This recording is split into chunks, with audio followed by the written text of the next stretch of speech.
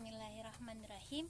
Assalamualaikum warahmatullahi wabarakatuh.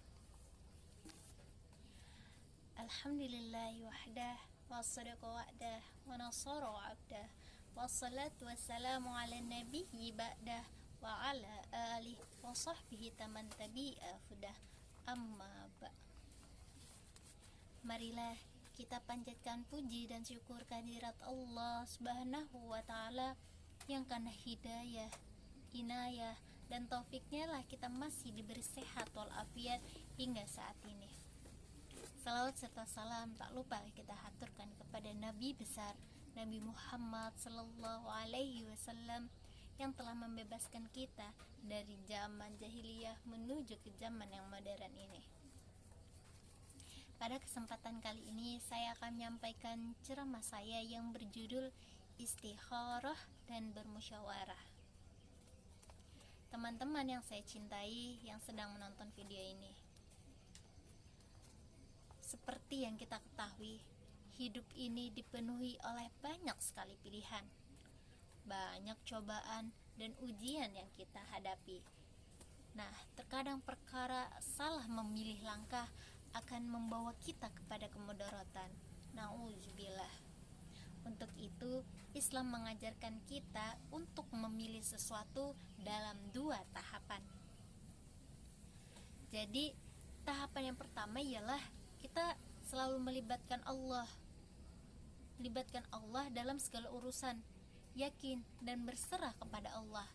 Tetapi, apa yang harusnya kita lakukan ketika kita bingung untuk menentukan sesuatu itu? Istikharah. Jadi kita hendaknya melakukan istikharah. Dalam bahasa artinya istikharah ini memilih yang terbaik. Istikharah juga kata ulama adalah jalan pintas berdoa kepada Allah Subhanahu wa taala. Nah, di dalam sebuah hadis sahih yang diriwayatkan oleh Bukhari berbunyi, An Jabirin radhiyallahu anhu qala, dari Jabir radhiyallahu anhu berkata, karena Rasulullah sallallahu alaihi wasallam yu'allamuna al-istikharah fil umur, bahwa Rasulullah sallallahu alaihi wasallam telah mengajarkan kita istikharah dari segala urusan, setiap urusan.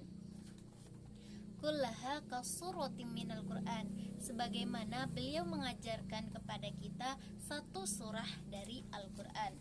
Wala yarka rak'ataini min ghairi al-faridati summa liyakul. Beliau bersabda, apabila dari kalian hendak melakukan sesuatu, hendaknya kalian salat sunnah 2 rakaat, kemudian berdoa, Allahumma inni astakhiruka bil ilmik wa astaqdiruka bi qudratik wa as'aluka min fadlikal ajim wa innaka taqdiru wa la aqdir wa ta'lamu wa la a'lam wa anta 'allamul ghuyub. Allahumma in kunta ta'lamu anna haja amra khairan li fi dini wa ma'ashi wa kibati amri faqdurli wa yassirhu li summa barik li fihi wa in kunta ta'lamu anna haja amra syarrun li fi dini wa ma'ashi wa kibati amri fasrifhu anni fasrifni anhu faqdurli khairan haitsu kana summa ardini bih. Nah, yang artinya sendiri, ya Allah, sesungguhnya aku memohon petunjuk dengan pengetahuanmu, aku memohon kemampuan dengan kuasamu, dan aku memohon kepadamu dari karuniamu yang agung, karena sesungguhnya Engkau kuasa dan aku tidak kuasa. Engkau maha mengetahui dan aku tidak mengetahui, serta Engkaulah ya Allah mengetahui segala hal yang gaib. Ya Allah, apabila Engkau mengetahui perkara ini baik untukku, agamaku, kehidupan, serta sebab akibat urusanku, maka takdirkanlah dan mudahkanlah perkara itu ya Allah untukku. Kemudian berkahilah ia untukku.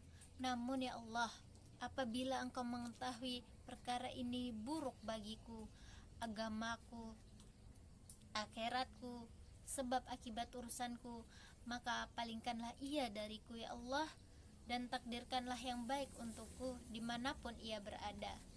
Nah, jadi setelah sholat istikharah, kemudian kita membaca doa istikharah ini yang artinya sangat-sangatlah mulia, sangat baik. Maka dari itu istikharah ini dianjurkan ketika kita hendak melakukan sesuatu, memilih sesuatu atau perkara.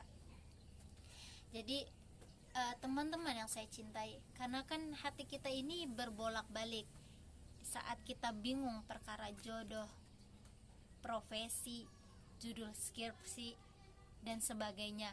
Nah, maka faedah dari istikharah inilah yang menjadikan kita berdoa, ya Allah, aku tidak tahu pria atau wanita ini, aku tidak tahu profesi ini, dan seterusnya.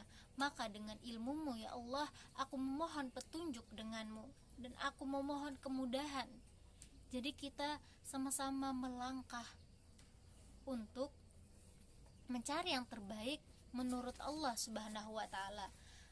Adapun keutamaan dari istikharah ini ialah kita mendapat ketenangan, karena kita mendapat pilihan takdir terbaik dari Allah. Lalu istikharah ini juga merupakan amalan yang dianjurkan oleh Rasulullah, karena Rasulullah sendiri yang mengajarkan kepada sahabat salat istikharah ini. Karena Rasulullah Shallallahu Alaihi Wasallam yu'allamuna al-istikharah fil umur. Adapun salat istikharah ini dikerjakan seperti salat sunnah lainnya 2 rakaat dengan niat usolli sunnatat al-istikharati rakaataini lillahi ta'ala. Nah teman-teman, kemudian tahapan yang kedua setelah salat istikharah ialah kita meminta pendapat kepada Allah Subhanahu wa taala.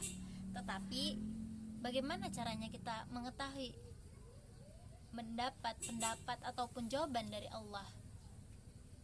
Nah, jadi Allah itu menitipkan jawabannya dalam istisyarah. Istisyarah itu ialah meminta pendapat, nasihat kepada mereka seperti ulama, ustadz, ustazah, mereka yang lisannya terjaga, ataupun keluarga. Jadi bermusyawarah dengan melibatkan orang-orang yang mampu di dalamnya. Nah, dalam hal ini Allah Ta'ala berfirman dalam potongan surah Ali Imran ayat 159 yang berbunyi wasyawirhum fil amar, dan bermusyawarahlah dengan mereka, yakni dengan para sahabat dalam perkara sesuatu. Jadi disinilah letak Allah memerintahkan kita untuk bermusyawarah, meminta pendapat ataupun saling menasehati. Nah, kenapa bermusyawarah? Karena bermusyawarah ini besar sekali manfaatnya. Bahkan suri tauladan kita Rasulullah Shallallahu Alaihi Wasallam adalah orang yang paling gemar bermusyawarah. Jadi di setiap urusannya beliau kerap sekali mengajak para sahabatnya untuk berdiskusi ataupun bermusyawarah. Bahkan Aisyah radhiyallahu anhu juga pernah berkata, saya belum pernah melihat seseorang yang lebih banyak bermusyawarah daripada Rasulullah Shallallahu Alaihi Wasallam. Jadi Rasulullah ini senang, gemar sekali. Contohnya seperti perang Badar pada saat itu. Sebelum perang Badar, beliau mengumpulkan para sahabatnya untuk bermusyawarah, dan atas seizin Allah kaum muslimin pada saat itu mendapat kemenangan. Jadi bermusyawarah ini adalah salah satu usaha yang besar sekali manfaatnya. Jadi semoga kita semua dapat mengikuti langkah-langkah beliau, seperti salah satunya bermusyawarah. Amin.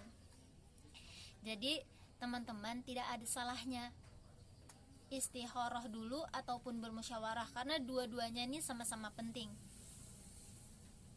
Karena di dalam mahfuzat, makhobaman istikharah, tak akan sia-sia orang yang istikharah, Wa man nadima man istasyara, tak akan menyesal orang yang mampu mendapat pendapat orang lain.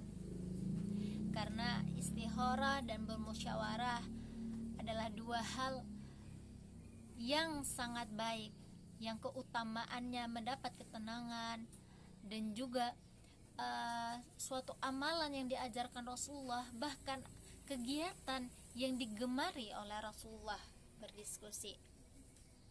Nah, mungkin hanya ini yang bisa saya sampaikan. Kurang dan lebihnya saya mohon maaf, karena kesempurnaan hanyalah milik Allah semata. Terima kasih atas perhatiannya. Wabillahi wal taufiq wal hidayah. Wassalamualaikum warahmatullahi wabarakatuh.